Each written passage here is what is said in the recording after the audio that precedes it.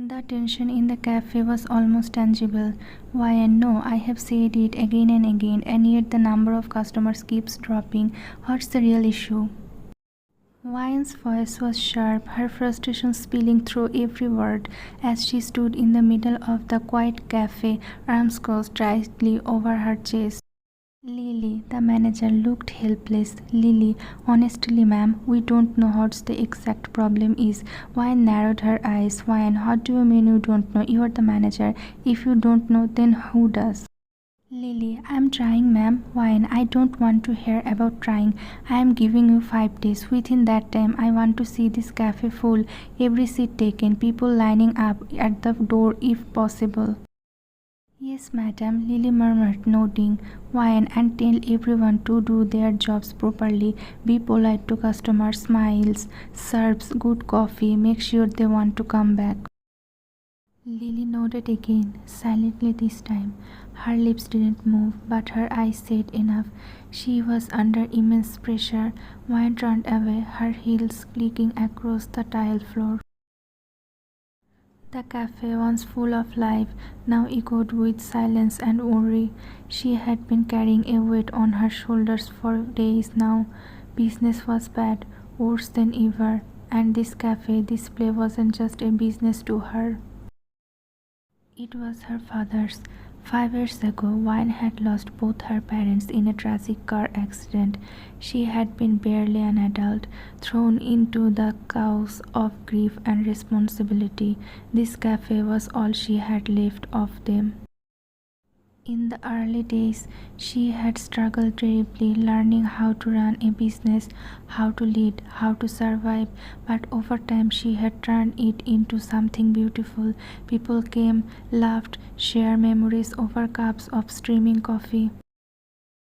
Until now, something had changed. The crowd had vanished, and no matter what she tried, marketing, menu changes, decor upgrades, nothing seemed to bring the customers back. That night, as the cafe closed and the last light flickered off, Wyan stood at the door. She turned to Lily before leaving. Wyan, you remember what I said, right? Just 5 days. I want a solution by then. Lily nodded, forcing a smile. Lily, don't worry, ma'am. We will figure something out. Then Wyan went to her home.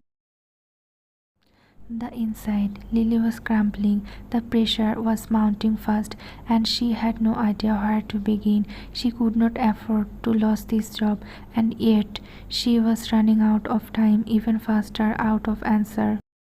It was late at night. Wyan lay in bed. Sleep refused to come. Her mind was a storm of worry, thoughts swirling in anxiety over the cafe, the customers who had vanished, and the tickling clock of the 5-day deadline she had set. Hours passed, midnight came and went, still her eyes stared into the darkness. Eventually exhaustion won. She drifted into a restless sleep, tangled in uncertainty. Morning arrived, pale and cold. Wyan woke up feeling drained. Her body was heavy, her heart heavier. After freshening up, she stood in front of the fridge, knowing she didn't have the strength or the mood to cook. Inside she found only bread and eggs. With tired fingers, she spread butter on 2 slices of bread and made a simple omelette. It wasn't much, but it would have to do. She ate quickly, without much appetite, and prepared to leave for the cafe. Her wallet was empty, definitely not enough for a taxi.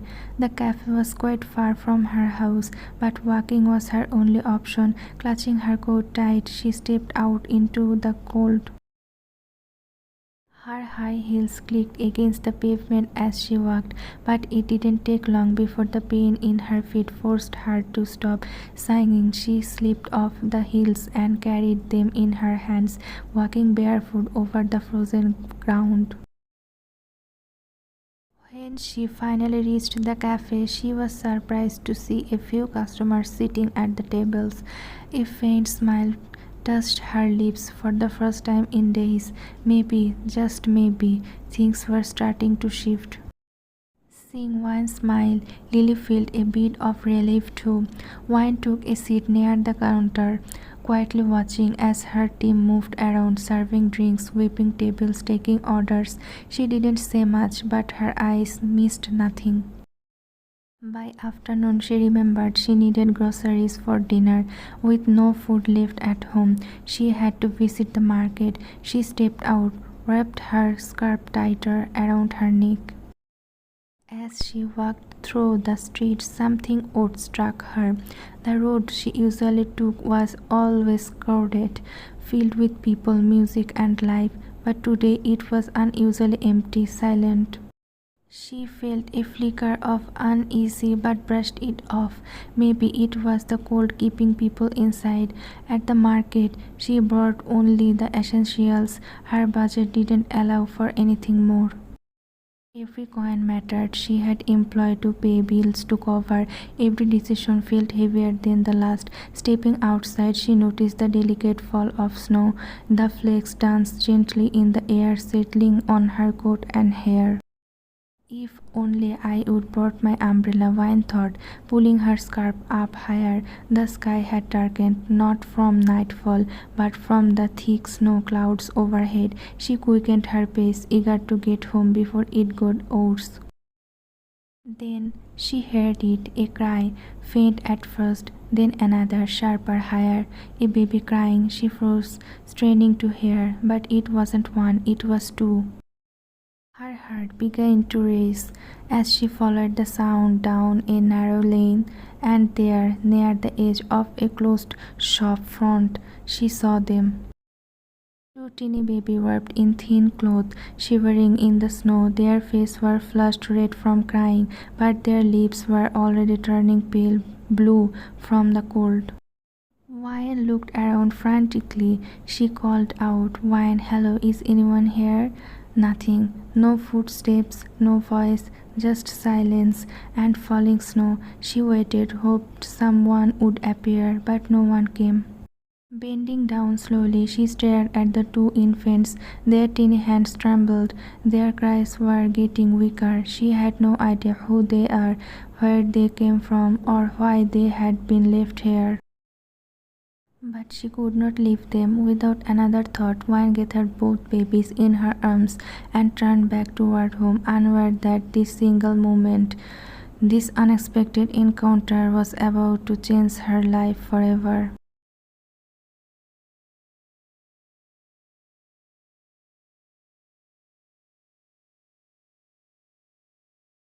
Wine entered her small house with the two babies in her arms. The warmth of her body had helped slowly. The blushy tinge on their little face was fading, but they would not stop crying. She laid them gently on the bed, panic rising in her chest. They must be hungry, she thought.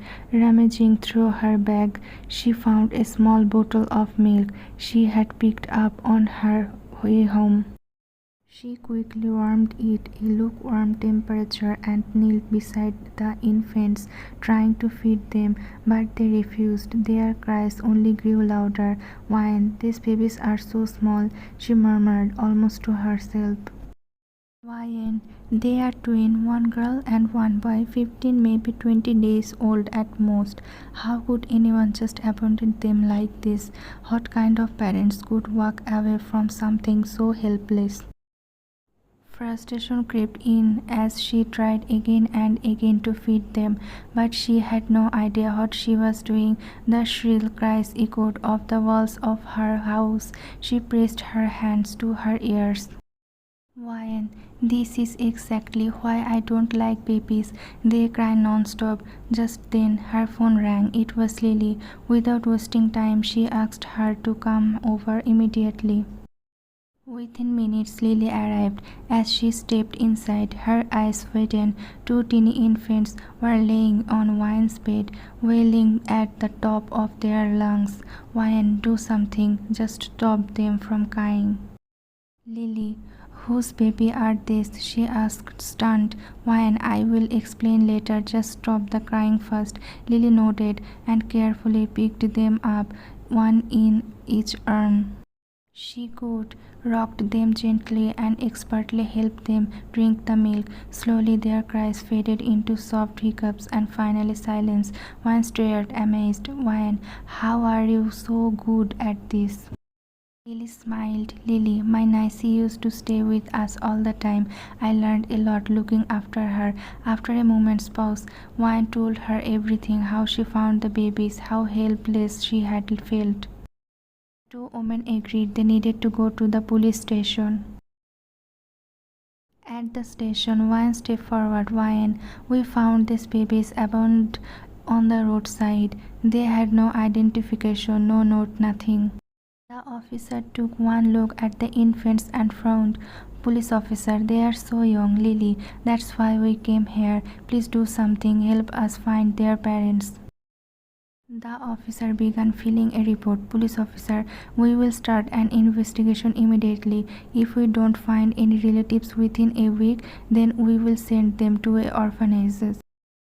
Wyan hesitated. She wasn't ready for this. She didn't want the responsibility. But when the officer suggested the babies remain at the station, something in her recoiled. She could not let that happen either. Lily, sensing her inner turmoil, gently took her arm. Lily, come on, let's take them home. We will figure this out. The snow had stopped falling by the time they left the station. The sky was still heavy with clouds, and a sharp wind cut through the streets. Suddenly, the baby started crying again, louder than before. Wyan, Lily, please make them stop. That sound is driving me mad. Lily, I'm trying, ma'am, Lily said, gently bouncing one in her arms. Lily, but I think they need a diaper change and they don't have warm clothes. We need buy some essentials. Wyan bit her lip. Her wallet was already thin, but what choice did she have? They stopped at a nearby shop and picked up diapers, bottles, warm clothes, and a few other necessities. Lily patiently showed Wyan how everything worked, how to change diapers, hold the babies, and feed them correctly. Wyan was listening carefully. Back at the house, Wyan laid the babies down on her bed. She picked up one and began changing its diaper, now a little more confidence. As she peeled the old diaper away, something fell out, a small folded note. She set it aside and finished dressing both babies in clean diapers and warm clothes. She warmed some milk again and, with Lily's guidance echoing in her mind, feed them slowly. This time they drank. Their teeny eyes fluttered shut. Wyan smiled faintly and placed them carefully on a blanket beside her bed. She didn't have a crib. I will need to get one, she thought. I can't risk them falling. Then she remembered the note. She unfolded the small scrap of paper and read, take care of them. They will be safe with you. Wyan stared at the words. No names, no clues, just a quiet plea. A burden passed on in ink. Wyan, so that's it. They just dumped them and left a note. I actually thought they might have left something useful. I must be an idiot. She sighed, defeated, and lay down beside the babies, exhausted. The weight of the day bore down on her. Within moments, Wyan fell asleep. Two strangers now sleeping soundly beside her. Little did she know her life was no longer her own. It now belongs to them too. Wyan hadn't slept much the night before. The babies had woken up several times, crying for milk. She was tired, her eyes heavy and body aching. But she managed everything with quiet patience. A part of her was overwhelmed, but another part, stronger, calmer, held her together.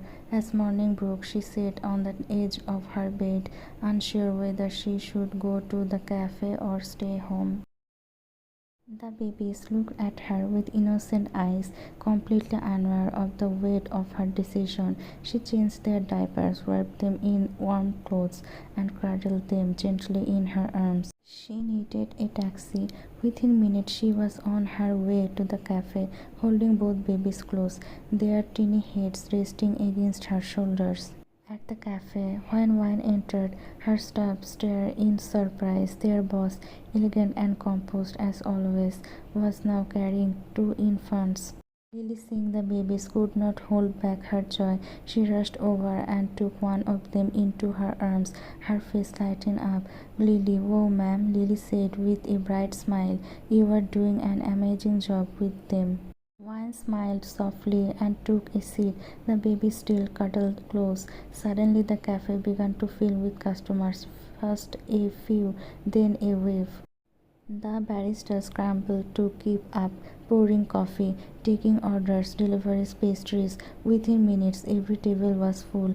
The room buzzed with chatter, laughter, and the rich aroma of espresso. Wine and Lily exchanged surprised glances. "I don't understand. Where are they all coming from?" "Wine, I don't know," Wine replied, her brows furrowed. "This was never happened before, Lily. I mean, we have had good days, but never this many people." Wine nodded slowly, her eyes scanning the crowd. Then Lily leaned in, whispering, "Lily, ma'am, have you noticed something? This all started happening after the babies arrived." Wine paused. At first, the idea seemed absurd, but as even more customers walked through the doors, smiling and settling in, something shifted in her mind. Could it be? She didn't know what to believe, but one thing was certain. Today, the cafe was more alive than ever, and she felt a strange sense of peace, like the universe had quietly begun to fix what had once been broken. Later that day, Wine sat back, her heart full. For the first time in years, she felt like life was finding its rhythm again. She thought to herself, if no one comes for these children, if they truly have no one, then I will raise them as my own. I will be their home. She turned to Lily with newfound determination. "Lily," she said, "we need to buy some things for the babies, essentials, clothes, bottles, toys, and I want you to turn one of my rooms into a proper nursery. We will need baby beds too." Lily nodded eagerly. "Lily, yes ma'am, anything you need." She was just as happy. A heavy burden had lifted off her chest. For weeks she had been unsure how the cafe would survive, but now, with this sudden burst of customers, she no longer had to worry. Somehow the arrival of the babies had breathed new life into everything. Back at home, later that evening, Lily finished setting up the nursery. The room was warm, soft, and full of gentle light. Every detail had been carefully arranged, from the crib mobiles to the tiny dresser filled with baby's clothes. Once Lily left, Wine fed the babies and laid them gently in their cribs. Their eyes, large and luminous, stared at her quietly. She stared back, her heart cocked in that tender moment. A few minutes later, they drifted into sleep, their tiny breaths soft and steady. Wine sat beside them, watching the rise and falls of their chest, and whispered to herself, "You have changed everything," and she meant it. Lily had done a remarkable job transforming one of Wine's room into a cozy nursery. She brought everything the babies might need: soft blankets, warm clothes, colorful toys, and two delicate wooden cribs. Once everything was set and in place, she quietly left, letting Wine take over. Wine fed the two little ones and gently laid them in their cribs. Their eyes, deep and full of mystery, followed her every move. She could not look away. Those eyes held a strange magic, like they knew more than they should. Soon the babies drifted into peaceful sleep, and a soft calm settled over the room. 2 months passed. The babies had grown a little. They now recognized Wine's face, reached for her fingers, and giggled at her voice. Her days were filled with their laughter, and her nights, though sleepless, felt meaningful. They had become her world. Meanwhile, her cafe had transformed. What was once quiet and struggling was now thriving. Every day new customers poured in, the air buzzed with energy, and wine, for the first time with a long while, felt alive. Yet, in the background, the police were quietly investigating the children's organs. Despite their efforts, no relatives were found. When the authorities suggested sending the babies to an orphanage, Wine refused without a second thought. She had already made her choice. These children were hers now. She adopted them officially, with trembling hands and a heart bursting with love. Ryan often sat by the window and watched them play. Ryan thought so much had changed. I never imagined that two strangers, two tiny lives, would become my everything. My life was once filled with pain and silence, and now it feels like it's healing. Ryan smiled and leaned forward, placing soft toys in front of them. She had finally given them names: the boy, Liam, and the girl, Hazel. Names that felt right, names that felt like home. Suddenly, a loud, aggressive knock shattered the quiet. Bang, bang, bang. It was relentless, as if someone was trying to break the door down. Her heart skipped a beat. It was late, too late for visitors. Fear curled up her spine. She stood, frozen for a second, then slowly made her way to the door. "Who is it?" she called, her voice trembling. No answer, just more pounding. She didn't want to open it, but the banging grew louder, more violent. She feared they would break in if she didn't. With shaking hands, she unlocked the door. What she saw made her blood cold. A group of tall men stood outside, dressed in black coats and dark sunglasses. Even at night, they looked like shadows come to life. One took a step back, her breath catching in her throat. Still, she stood her ground. "Wayne, who are you? Why are you knocking like this in the middle of the night?" One of them stepped forward. "Man, we are here for the children." "There are no children here," Wine replied quickly, trying to shield them with her words. "Man, don't lie to us. We know everything. We have traced every lead." "Wine, I am not giving them to you," she said, her voice rising. She tried to shut the door, but they were too strong. Panic surged through her veins. She ran towards the nursery, trying to reach Liam and Hazel before they could. She locked the door behind her, but it didn't matter. They broke in. Rough hands grabbed her arms, dragging her back. She screamed, trashed, but it was no use. Suddenly, a deep, cold voice echoed from behind the man. "Bring the children. I am tired of the noise." The voice was unnatural, almost inhuman. Wine's knees went weak. Her eyes searched for the man behind the voice. Then he stepped into view. He was tall, impossibly tall, and his eyes were pitch black. His presence was terrifying, his expression unreadable. Who are you?" Wine whispered. The man looked directly at her and said, "I am their father." Her heart stopped. "Boss, take them," he ordered. The guards moved swiftly. In a moment, Liam and Hazel were out of their cribs, crying in confusion. The man turned and walked toward a sleek black car waiting outside. Wine lunged forward. "Wine, no, you can't take them. They are mine. I won't let you." But it was too late. They were gone. The door swung shut behind them, leaving only silence, and Wine collapsed on the floor, her soul hollowed out.